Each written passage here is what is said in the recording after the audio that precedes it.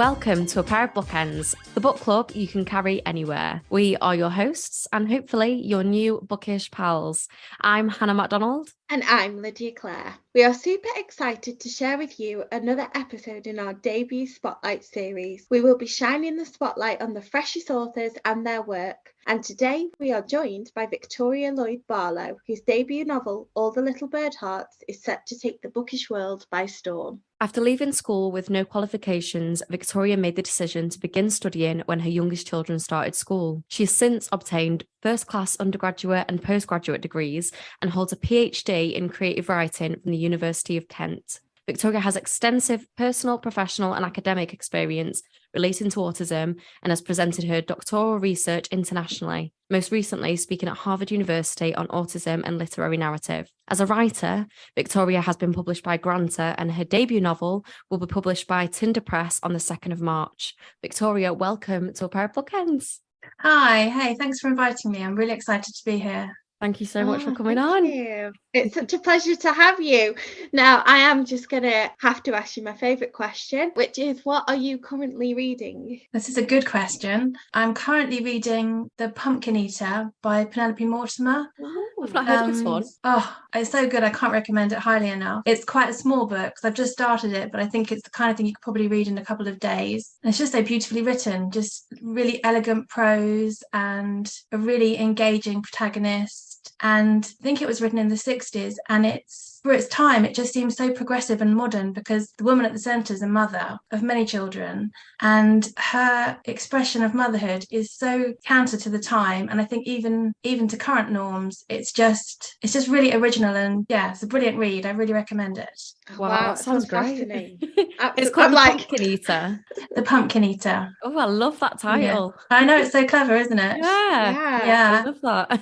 So to start with, before we get into your book, which we both loved and pretty much inhaled over the course of the weekend, we were both messaging back and forth and we're like, oh my God, are you up to this bit? Like, this is insane, blah, blah, blah. Honestly, if our WhatsApps ever go public, the things that we were saying to each other, it's like, oh my gosh, have you got to this bit? It's ridiculous. No, like, honestly, the emotion. Yeah, it was I had such a visceral response to your book, so Thank you. I can't wait to get into that. But as this is our debut series, we are asking all authors what their journey has been like in having their debut novel published. Could you tell us about your experience? Yeah, so I suppose it's very untraditional that I left school without qualifications. And I think that wasn't a surprise to anyone that knew me because I wasn't very engaged at school. And then when I had children of my own and they started school, I felt a real responsibility because I have children who are autistic and children who are neurotypical. I didn't want to be a model to my children that autistic people can't pursue the things they want to pursue or can't achieve academically, and I felt that wasn't the model that I was at the time, and I wanted to change that. So I did my Access course and went to university, and I was planning just to do the first degree, and then that went really well, so I carried on and did a master's, and then I was planning to do a PhD in Italian literature, and I had it all kind of laid out and planned, and then something happened and this book came into my head from this one thing that had happened, and I thought I could actually do that as my PhD, and so that's what I did. And then I met with Amy Sackville, who became my supervisor, and so yeah, that's how the book came about. Really, the thing that happened I can tell you about. It's a really peculiar thing, but I went to pick up my children from school one day, and they went to school in the countryside, and all around the school was farmland and woods, and every year in our village they had these fires, which I presume are agricultural fires, but it just happened at one point at the end of the summer every year. And I went one day and the fires were on, and I said to one of the school mums, God, isn't it so spooky and sinister when the fires are on? And she said very politely, not really. She doesn't see it at all. And I thought, wow, that's really peculiar that she doesn't see it. And then I spoke to somebody else and said, aren't these fires really sinister and spooky? And then they equally said, I'm not really seeing that. It really affected me that I thought, how interesting that these fires make me feel like I'm in the Wicker Man. You know, it's so peculiar and strange. And it really gives a weird atmosphere to the whole village for a few days every year, but no one else was feeling it. So I wanted to really investigate that idea of being in a situation and feeling enormous danger from something that other people don't see. And that's how I got my character, who's the protagonist, that she picks up on danger everywhere. She's kind of always on hyper alert, but yet she doesn't see the danger in the people around her who she's quite seduced by and charmed by. So that was the beginning of the book somehow, and that's how it became my PhD instead of me studying Italian literature instead. So I love that story. That's how it started. I think I would also find it very sinister and spooky going somewhere and them having these strange little fires. Yeah, it is strange, isn't it? It is strange. Why is everyone acting like this is normal? That's exactly how I felt. I would stand there and feel, why is no one saying how weird this is? But I was apparently the only person that felt it. But it's a shame you weren't there to say that to me. I'd have felt much better. No, because then we would have no book. So that's true. That's true. Yeah, that's true. Thanks for not being there. No, I love that story because I loved being inside Sunday's mind, and I'm not sure if you just mentioned that Sunday is your protagonist, just to be clear for the listeners, but I love being inside her mind, and you definitely get a sense of this. You know, she always feels quite unsettled by her environment and the people in it, and you know, there's always something that's off, but she can't quite place what it is. And I mean, like, I have anxiety, and I definitely get that sense around people, you know, especially in new situations or around new people. I definitely get that kind of weird thing that I can't quite describe, that's just like this, I don't know, I get something in my mind. Yeah, I know what you mean. It's like you're aware of something that nobody else is aware of, and you're like, exactly. Guys, why are we not all freaking out about the fact that we don't know which door to use? Like, come on. Exactly that. But yeah, I think for me, what I found so interesting about the story, and I feel like it's one of the central themes of the story too, was about communication, which is kind of what we're talking about, and the many forms it can take, because we see Sundays, it's quite a unique way of communicating and interpreting communication throughout, alongside other elements such as, like, we see sign language in the book, lip reading. Why do you think communication was so integral to the narrative? I think because it's central to the difficulties that Sunday has in her relationships. So I think that's why it was a focus in the book. And I think because for many autistic people, that's such a challenging part of the condition. And I think it can leave people vulnerable in certain ways, as it does with Sunday, because she focuses on things about people that aren't necessarily going to be helpful to her. And so where she's very, very charmed by Vita and Rollo, who are the other central characters in the book, I think she loses the ability to make good choices around them because she is just so charmed by them. And I think it's that communication sort of misstep that she has that leads to that. And yeah, it makes her place her trust in the wrong people. And I think that's so easily done. The way that I find that Sunday communicates it, when you are reading from her perspective, it makes perfect sense. Like, it makes total sense that she's going to say that, or she's going to think that, or feel that. And I think what's so well done about this book in particular is that you do feel like you are seeing everything from Sunday's point of view, and it's so well done. It's just brilliant. I don't know how you thought about it, Hannah, but you just feel so attuned to the way that she sees things. Yeah, absolutely. And I mean, you know, the ways that she says probably what other people are thinking, but they're too afraid to say, which I really respected. Yeah, there's some things that I've often been in the room and been too afraid to say, and I felt like Sunday will just say them. And yeah, I just really liked that about her. I don't want to get onto Vita and Rollo just yet because I have many thoughts about them. I was I'm not going to go into it because there'll be too much. One thing I wanted to read, I'm going to read your own book back to you. I am terribly sorry. So I have a quote here it's a section that I really, really loved. And it's sort of what we're talking about already, because I think what you've written is such a unique and important piece of work. And the descriptions like this one that I'm about to read throughout the novel of what it's like living with autism in terms of like social interaction and navigating conversations, specifically around new people, having to censor yourself as well. These things are the things that I found like incredibly eye-opening. So I'm going to read this bit and then I'll ask you the question. You don't. I spoke in response and trailed off as I remembered the personal nature of this question. Edith would not approve of such a direct query at a first meeting, where conversation ought to remain general. Motherhood was on the long, long list of things you must never ask about, along with everything else I have ever wanted to know. How tall are you? I want to know this of every stranger I pass. Can you drive a car? Have you considered the effects of Italian unification on the South? Do you like to take the bus? And this book? Do you like this book? I do not let these words out, but swallow them back down daily. They crawl around like ants inside me, tickling, biting, and unspent. Quietness is regarded as strange, but it is less demanding to people than questions are. I have not arrived at the formula for the number of questions one can ask. I do know that mine are always too many, and that one question is not satisfying to either party.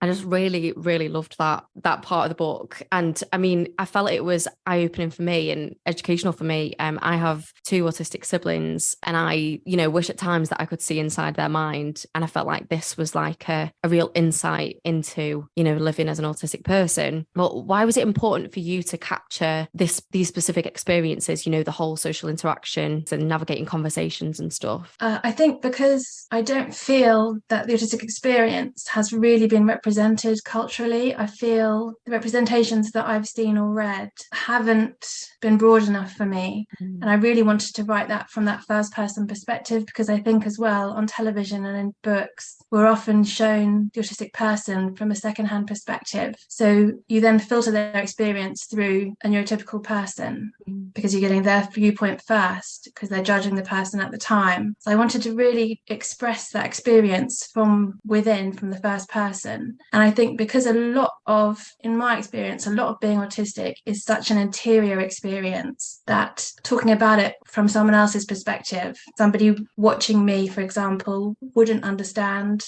what I'm experiencing in a situation. And also if a neurotypical person talks about autistic experience, they're always judging it against their own criteria and judging that by how it's not neurotypical rather than how it is fully formed and functional as it is. It would be judged then by the criteria it's not meeting. So I wanted it to be a really first-hand experience.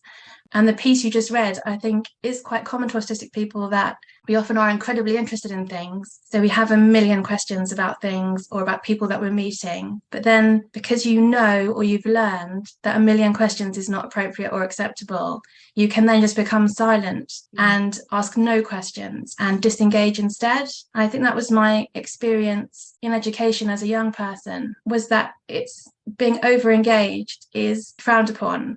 And so you learn to moderate that and become silent. And at the same time, you retreat.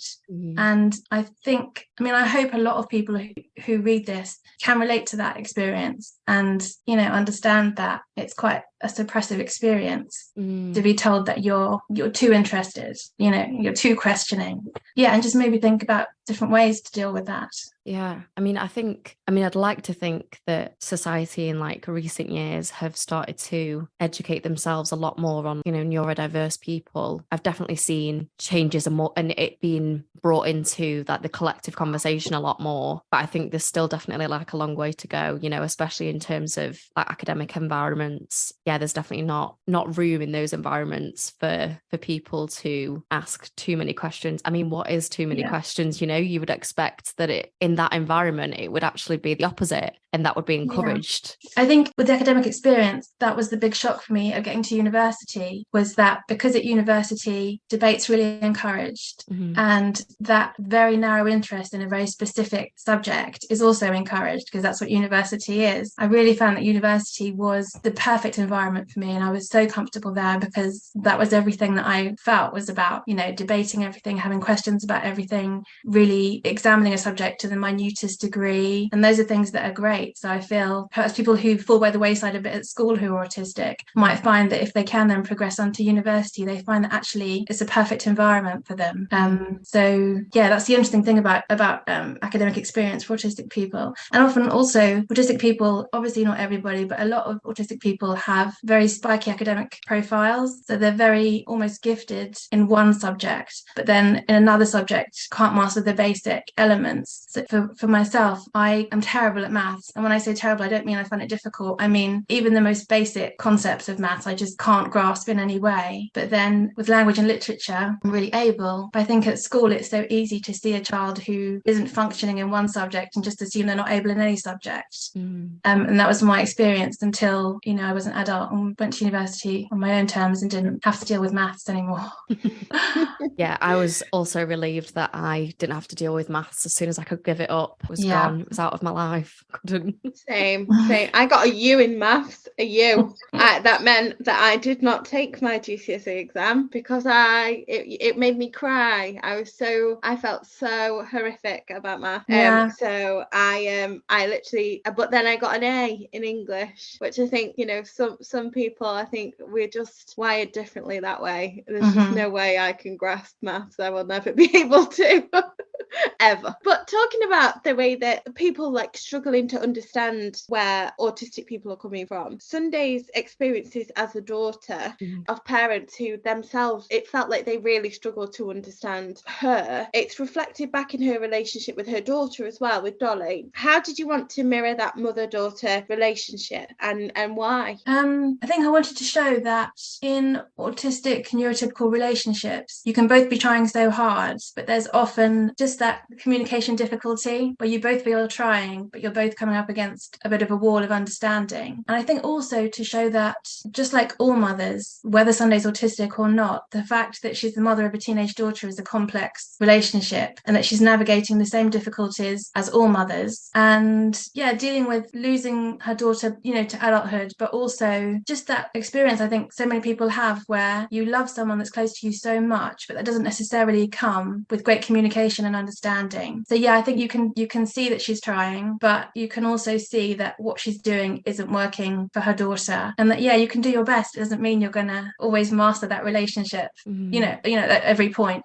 Absolutely. And I feel like sometimes when you are reading the conversations between Sunday and Dolly, and you kind of go, don't say that, she's gonna hate that, and that's it, she's gonna walk out of the room now, that's the end of the conversation. And you feel like you see it coming, but you know why Sunday's saying these things or why she's reacted a certain way to something. And I think it's a fascinating thing because it is hard enough to navigate, I imagine, when you are neurotypical and you have more of an ability to communicate with each other clearly. But I think that actually, it's just a nightmare from any respect. I think there are things that are common that all mothers will feel with teenage daughters, and it's a complicated relationship.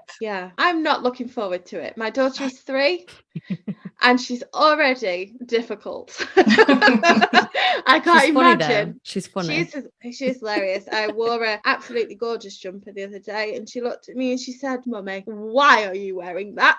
You are not going out like that." I was like, "Oh my gosh, you are 3." So I got fashion advice. So I dread to think what it's going to be like when she's a teenager, but I feel like I may come back to this book just to have some kind of solidarity with somebody.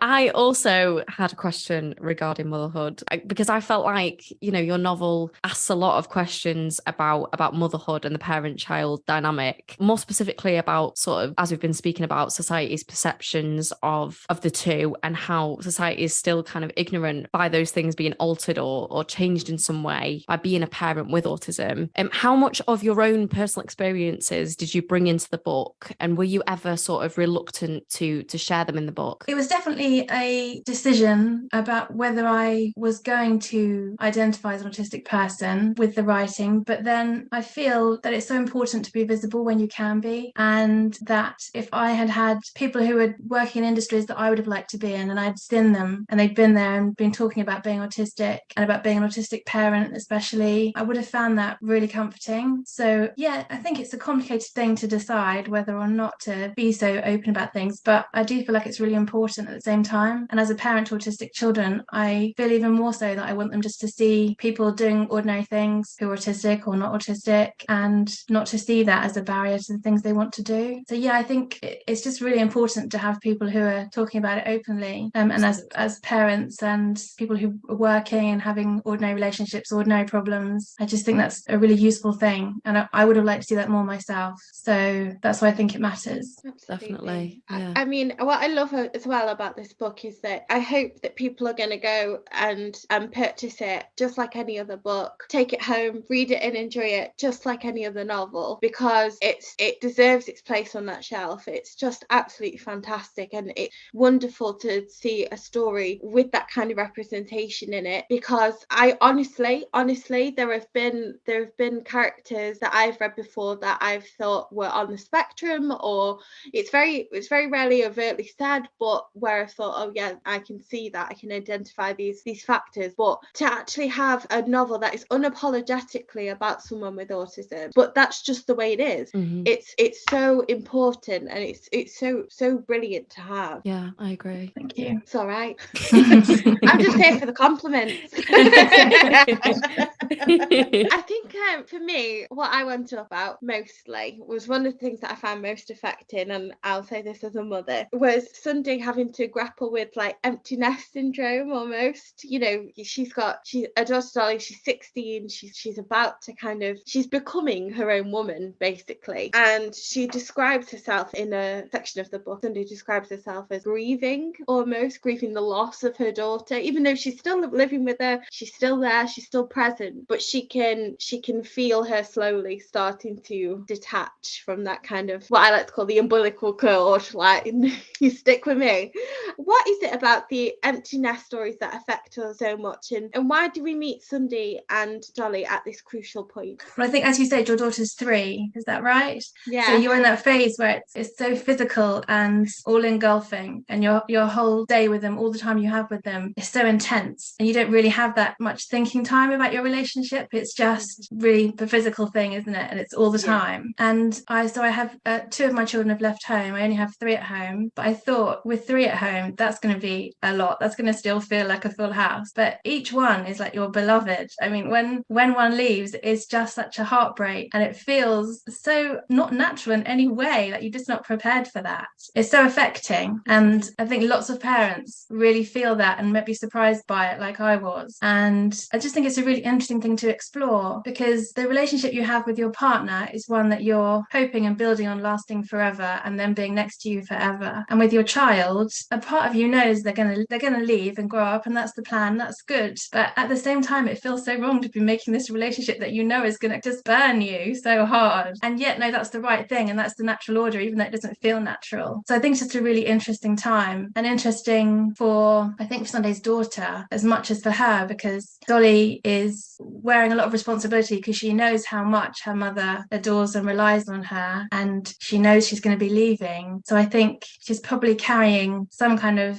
guilt and worry about leaving her, and maybe that's why things turn out as they do, because it's such a hard break for her to make, even though she pretends she's not so close to her mother, and she doesn't demonstrate lots of love towards her. I think it's probably quite a common teenage thing that they have to make things a bit uncomfortable, and that's how they, you know, detach in order to leave and do the things they have to do. I just think it's a really interesting time. Absolutely. I always try and equate it to pregnancy. For anyone that's experienced it, is that if you have a straightforward pregnancy, it tends to be quite a joyful, exciting experience until about the last month, and then you're ready for this baby to come out no matter what. You'll try anything to get rid of it. You're like, come on, please, I need to go into labor. And it's that kind of like, your body makes you get prepared without you realizing, prepares you to have a child basically, because it's like, you're ready now it's time to come out, so you mentally become more prepared. And I feel like teenagers are just that. They just make your life a misery, because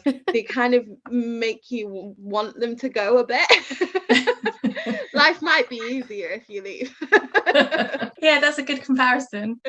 Yeah, that's definitely what Dolly does. I've said it on the podcast before, but like I love reading mother-daughter dynamics because I think it is such a powerful one. And, you know, certainly, I think I've said before that anybody that says they've got the perfect relationship, any daughter that says they've got the perfect relationship with their mother, I'm suspicious of. But I think, you know, especially the whole empty nest thing and leaving the home and growing up within that dynamic, I think there's always like a sense of like betrayal. And I think, you know, particularly in this book, like we definitely feel that very intensely, albeit for different reasons. But, you know, I found that incredibly powerful. And I wondered, Lydia, what, without giving any spoilers, because I'm being so careful here, what that felt like for you reading as a mother. Oh, it was tough. Let me tell you. I feel like, again, like Hannah, you were saying, I had a very visceral reaction to some of the events in the latter half of the novel, because I think that as a mother, you are very protective and I think it's just a natural instinct that, like, I want to fight people that are going to try and take away my child, or that may, you know, have different opinions on what she should or should not be doing. And so, yeah, and I think mine and Sunday's personalities are slightly different. I am more forthright, and so I would probably intervene in some of the things that she didn't intervene in. And those of you that know me, I'm quite impulsive, so I don't really impulsive never, but I tend to act first, think later, which is an issue. I know this has turned into a therapy session, but but yeah, so I think I would have probably got myself into trouble, which I feel like Sunday does not, but I feel like she may have benefited from me being there, perhaps. Were those scenes, without us giving spoilers, were those scenes difficult to write, Victoria, as a mother? Yeah, I think in some ways difficult because of that, but then in some ways easy because you have your own, experience and feelings to draw on as well. So yeah, obviously those scenes were informed by my experiences of being a mother. We're being very sly here, listeners. We're being coy. But hopefully it encourages you to order this immediately. So one thing that really intrigued me as well about Sunday was her fascination with Southern Italy and Sicilian folklore, you know, even though she'd never been. And I think one of my favorite lines in this book, and possibly one of my favorite lines in any book, was a line that she says that's regarding somebody saying that they were planning to go away to Italy, but they weren't planning to go to the south of Italy. And Sunday says, I regretted their mistake, but it was theirs to live with. And I just enjoyed that line so much. It just really made me laugh. But you also mention in your Granta essay, which is great, and I'm also going to link that in the show notes, about how an intense preoccupation with a singular topic is a common autistic characteristic. How did Sicilian folklore come to be the choice for Sunday? Is this something that you're also interested in? Yes. I'm consciously going to try not to talk about Italy too much because this will go on for a long time and you'll be begging me to stop. Oh, never. It's definitely one of my huge interests, and it has been for a while. And in fact, when I was at university and I was writing academically for the first time and very unconfident about my academic writing, the way I got into every single one of my essays, both my degrees were in literature. So whenever I was doing an essay, I always began with Italy, which doesn't make a lot of sense to other people. So for example, when I was studying Victorian literature, my way into the subject was to think about Victorian England as South Italy. And just as in South Italy, there was a real veneration of the family, so there was in Victorian England. And it was based around capitalism, even though it makes the family, it really idealizes the family and kind of sells the idea of family. It was actually boiled down to capitalism and self-protection and those things. And whatever I was writing about, I always began with Italian history because for some reason that makes everything make sense. So if only there was a link between Italy and maths, I could probably get that as well. Because it's a difficult thing to explain to people, but that's how I find my way into all academic or creative writing, is to start with one of my interests and then everything makes sense then. But it's a difficult thing to describe to people who don't have that way of working, but it really works for me. And one very common autistic trait is pulling in everything else to your chosen interest. And whatever we're talking about, especially with my children, whatever we're talking about, I've always got an Italian reference and they find it hilarious. and will literally count to see how long it takes me to bring Italy into everything.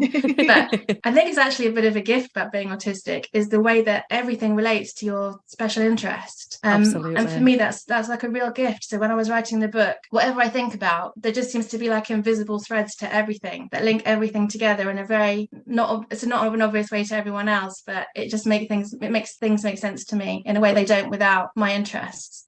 Have you been to Italy? Do you know, I haven't. And the exciting thing is, never. The exciting thing is that the book's published in it. It's going to be published in Italy. So the translations just come through. So I'm hoping when it's published there, I'm planning that I'll be able to go and visit it and get my book from a bookshop in Italy. And that would be amazing. I mean, that would be the most exciting thing. Yeah. Oh, so that would be amazing. I'm definitely planning that's how I'm going to go to Italy for the first time, is to go and get my book there. And how amazing. I need That'd to just know. be so exciting. I need to know about this trip. Absolutely. Wow. It's hard to convey to other people how exciting that is to me. But I mean, it's just, imagine the place of your dreams, the place you've thought about for years and years and studied and been obsessed with, and then to go there and a little bit of you exists there already. It's just magical for me. Oh, I love that. Honestly, we need to make a movie of your life, because it's incredible. I also absolutely think that we need to do a bonus episode when you come back from Italy, just to tell us about the trip, because that would be great. That would be a long episode. We'll do it. Italy I'm special. Ready. I lived in Italy for 3 months. Oh my goodness. And I would definitely disappoint Sunday because it was not in the south. Oh, never mind. Where was it? It was in Brescia, near Milan. Between my second and third year of university, I was an au pair. So I moved. I just wanted to be spontaneous and do something, and I wanted to get away from England. So yeah, I found out that you could just go and live with a family from somewhere and look after the children, and I just went and did that. Amazing. And live with this Italian family, and it was amazing, seeing their culture. And so I definitely appreciated the references in the book, although every time she mentioned South Italy, I was like, she'd be shaking her head at me. But no, I love that, and I'm so excited for you. I really hope that you get your magical Italian trip, but it's gonna happen. I'm manifesting it for you. Me too. Moving on, sadly moving on from Italy, although I honestly could listen to you talk about it all night. I wanted to talk a little bit about motive and the motive of each of the characters, because to me motive was never really clearly defined in the narrative, and partly I believe this was because I think that motive is again something that Sunday struggles with. Was it intentional to keep the reader guessing along with Sunday about why people were doing the things they were doing and what their real intentions were? Yeah, it definitely was. I wanted to give the reader occasional glimpses of the fact that the other characters aren't necessarily as pure-minded as they appear, and I think that comes across. But I wanted the readers to share Sunday's shock, because I feel it's important that they have the experience she has generally, and I wanted them to feel that real visceral shock that she feels towards the end when things become clearer to her, because that's her reality. She's not spending time with people who she completely understands. She's not recognizing manipulation around her, and that's where the pain comes from. It's from that shock when it all becomes clear. So I really wanted that to be the reader experience as well, that they might occasionally think Sunday's a bit preoccupied with these people who aren't as perfect as they seem, but at the same time not to know exactly what their motives are, why they're so manipulative. And I think as well, because the characters in the book who are very charming and manipulative aren't necessarily from the first moment making evil plans. They're just behaving as they do, which is they charm people, and then when everything's obscured, they make their move to please themselves, but it's not necessarily from the beginning a ploy. It's just the way they work, and it's the way they interact with other people. So I feel that,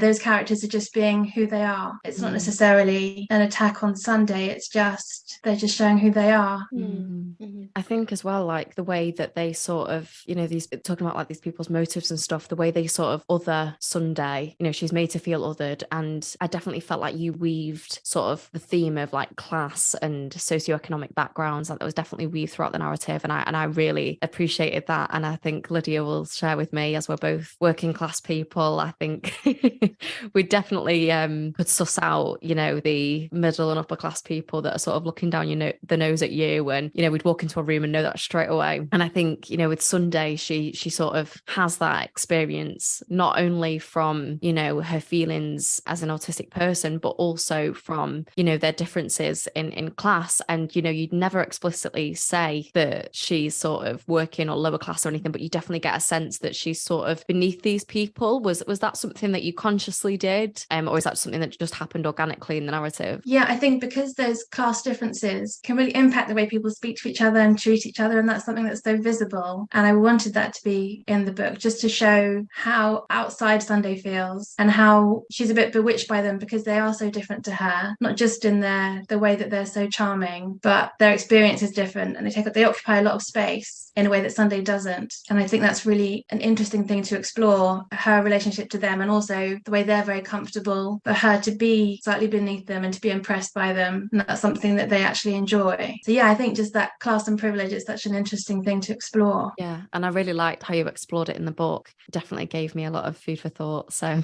thank you for writing that. So sort of moving on, the pace and the tone of your book, for me, it read almost like a thriller because I felt so gripped by like the intensity of it. And, you know, I really applaud the way that you can give the reader new information about a character that is sort of so unexpected, like it just kind of pounces on you. And I know that probably wasn't your intention to write a thriller, but the pace of it definitely felt that way. But I wonder where you take inspiration from in terms of your style. Well, the authors I like are writers like Shirley Jackson is my number one favourite. I'm obsessed with her. I'm just reading another biography of hers, and I just love her writing. It's so elegant and things seem so ordinary, but actually there's always terrible things going on below the surface, and I love that. And Patricia Highsmith and Edith Wharton, I love the way they can just write about things that can seem fairly ordinary, but underneath there's just so much going on, and there's a lot of darkness and that kind of gothic domestic. I really enjoy that. And I think in my book it does seem like an ordinary person living a very small life, but like, I really like that intensity that's going on and that sense of menace. I really find that interesting when I'm reading other people's work. So I hope that's what I've achieved with my writing. And I think as an autistic person, things often feel very intense and very heightened, and it's the opposite of having that kind of lightness of being, but at the same time it's so rewarding. Even though there's challenges that come with it, I think you can kind of invent these enormous worlds even when you're living a life that's fairly ordinary and small and doesn't seem so exciting. But yeah, I feel there's kind of electric energy around very ordinary things, and that's why I think domestic settings are so interesting to explore that. I think that's actually a gift, you know, sensing that electric energy around ordinary things, like you said. Like I think, you know, there's sort of magic in that, but also, you know, there's an intensity at times like there was in the book. Yeah, I felt really drawn to your style, and I was just thinking when you were speaking about the authors that have inspired you, can I even call myself a reader anymore when I've not read those authors? You've not read any Shirley Jackson? Hannah McDonald, get off this podcast. Don't look at me. So I need to know, where do I start with Shirley Jackson? Well, I think her most famous story is called The Lottery, and that's a short story. She's got several short story collections. She's written 2 books, I think, that are whole novels. That's The Haunting of Hill House, and the other one's, I think, called Through the Fence. But the short stories are great. So I would start with the short stories because The Lottery is a classic. Oh, and you'll read it and you'll be so shocked. It's so shocking, and yet just really surprising, just very elegant. I mean, I could read her every day, and I reread her all the time. Oh, well, I'm definitely going to read that now. So you read her, Lydia? Yeah. So one of my favourite books is The Haunting of Hill House, and there is a not the modern adaptation, Hannah, not the modern adaptation, but there is an original film in black and white. Waving your pen at me. I'm waving my pen because you need to know, and it is one of the most terrifying films I've ever seen in my life. Again, when we've talked about A Whistle and I'll Come to You, well, this is a similar ilk, terrifying, bone chilling, but again, it is that kind of like domestic kind of situation that all goes a little bit awry. But yeah, it's incredible. It's incredible. Right up my street. That is wrote If we're talking about spooky, I have to recommend another book, which is The House Next Door by Anne Rivers Siddons. And that is so scary. And it's a very sort of gothic domestic setting, but it is terrifying. I really recommend it. Lydia's ordering that right now. I am. Yeah. I am. So good. So good. You should definitely read it. That's it. You can't quite see it because of the light. Oh, So no, I see. Oh, I can see now, yeah. Amazing. So amazing. I love that cover as well. I know. Yeah, it's quite an old school book. I think it was written maybe in the 70s or the 80s. They're the best. But I guarantee you will love it. So good. I love to be scared. I do. I'm sorry. Yeah, that's proper scary. I feel like we've gone slightly off piece there. Yeah, I'm sorry. I need all the recommendations in my life. So I think lastly, what I wanted to touch upon, with again trying not to give too much away, but I wanted to speak about Sunday and basically the amount of grief that she has to endure. She loses members of her family that are very close to her, and she has a lot of guilt around that as well. So I kind of wanted to ask you about what role that Sunday's grief and also her guilt play in forming her character. I think what she learns during the process of that year and what happens to her during the book, I think she learns that the charming people who betray her and let her down aren't really winning, because although it seems they've come out of the situation with what they always wanted, in fact they have to live with their actions and their unkindnesses. And I think she comes to an understanding, hopefully the reader feels this at the end of the book, that Sunday comes to an understanding where perhaps her social communication and understanding of other people isn't as crucial as she'd imagined, and that although she suffers losses because she's not playing the game of charm and manipulation, but she's being honest and trusting, that I think at the end she feels there's value in that, and that there's value in the way she sees the world. And when I was writing the book, that was something I was really aiming for, that at the end, although Sunday would find these challenges, I think that at the end she would also learn to really appreciate her gifts and her way of seeing the world, and accepting that there's a cost, but that it can be worth the cost to find a peaceful life and to live the way she wants to live. Because there's also a cost to the other people who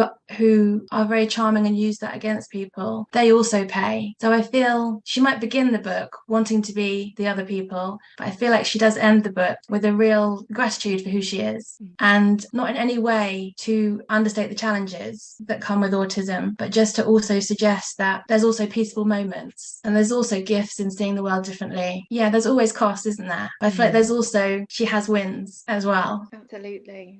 I feel like it's like a manifesto for acceptance. Like if you want to just, I would give this book to anyone that was struggling with their identity, their place in the world, the way that they view themselves, because it really does feel like Sunday's journey is very much a case of sort of her being able to reflect upon herself more and be able to be like, you know what, I'm giving myself a hard time because everybody else does, but I don't have to.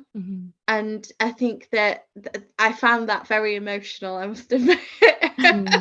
I also really loved Hannah like, I also really loved about Sunday that she never really wished anybody any ill will. Like, no matter what they did to her, she was never sort of looking for a way to like seek revenge. It was, I don't really know how to describe it. You know, she was just like, well, this is happening, and she finds a way to get through it. And I just think like having that kind of strength is like so admirable, and especially not wanting to seek revenge when somebody's done something awful to you. Like, I think there's real strength in that as well. I think that's part of her rich interior life, that she's able to process those things in a different way, and also to recognize that the people who betray her are a different breed, like they're a different human, and that actually what they're carrying with them is, any revenge she would have could never be as good as the fact that they're carrying that with them, that desire to cause pain to people. And I think it's like she's been spending time with these creatures who are tigers at the zoo or something, and she doesn't quite see that. She just sees them as these charming, beautiful people, and then they bite her, and at the end she's like, there's no point, you know, seeking revenge or wishing ill on these people, because they're just such a different creature than she is, that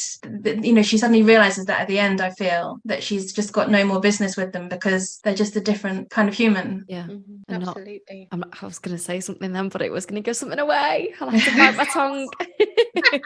So I think think we're going to have to stop talking about the book. One, because we're about to go over time. I'm very sorry, Victoria. And two, because I am on the edge of giving away spoilers, because I want to talk about I want to talk about certain things so badly, but we cannot. So obviously this is a debut series. So we are wanting to round off these episodes with asking if there are any debut authors that you would like to recommend to our listeners. And listeners, you can't see this, but there is glorious bookcase behind Victoria that is very pleasingly to me colour coordinated like my own bookshelf. And I'm enjoying it very much. So I'd love to hear some of your recommendations. Okay, well, I haven't read any previews for the spring, so I can't recommend any new debut authors, but the books that I've read in recent years by debut authors that I've really enjoyed are Mrs. March by Virginia Feito, and I love that book so much, and it did remind me of Shirley Jackson, actually, that writing. Don't know if you thought that, Lydia. Have you read that? Did you? I've not read that, but it's on my TBR and I've just written it down, like, read next. Yeah, I think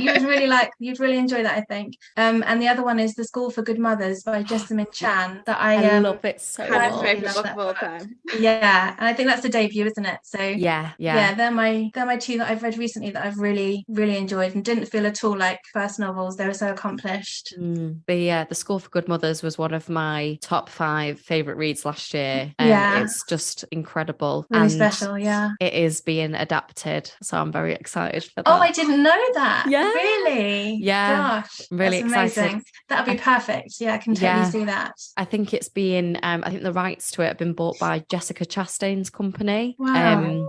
So I'm interested to see what they do with that. But yeah, I really like really vacuously, but I really love the new cover for the paperback of it. Yeah. Yes, that's what I've got. Yeah, the paperback cover is gorgeous. Yeah. Google it now, bookends. You can't see it, but it's gorgeous. And as you have so many books behind you, and we've specifically asked about debut authors, Lydia, I'm taking your question away. Gosh, here she comes, ruining the script, ruining it all. Go on. Is there anything you've been enjoying in recent years or whatever? Because I just want to know what your favourite books are, to be honest, looking at your bookshelf. Well, I do love a reread, so I will reread my favourites a lot. And I think my most common reread is The Secret History by Donna Tartt. And I just can't read that enough. And it never gets old. I've got it on audio. And on my Audible book, very excitingly, it's Donna Tartt who reads it. So that feels amazing to have her read it. I listen to that a lot, but yeah, I can never read that book too many times. It's fantastic. Amazing. Have you read it yet? Yeah, you can have my copy. You've got to read it. It's so I mean, yeah, it's so good. So good. It's absolutely brilliant. Yeah. Amazing. Oh, I can't wait to read all these books. How lucky am I though?